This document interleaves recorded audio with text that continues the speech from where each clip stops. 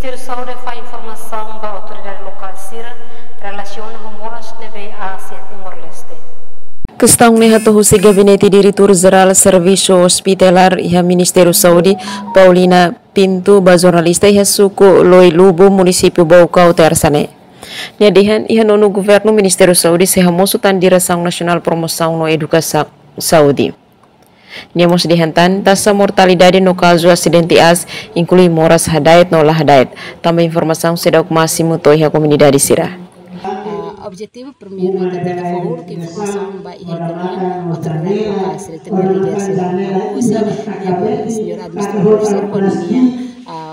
administrador do posto depois yang sepsuko sepadias risto toma ko sira rona ulo kon informação yang pakagor kita ko kampanye ra era sira hatemona olo toba ia base atunune sai di serviço conjunto ne bemba que te envolve em hutu e a comunidade atunune telor informação itu ya base no bere hati la promoção sabe papel agora habela jadi itu hakarat televisão o objetivo de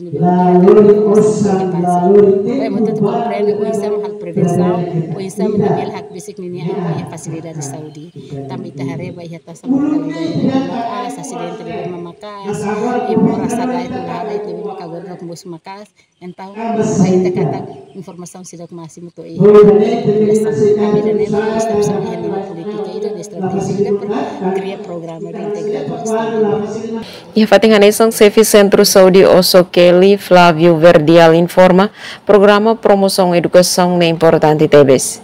Ni acrescenta a atividade lubukida nebe makhalo iha comunidade hanesan Siska serviço mutu com autoridade local depois makba comunidade Sira.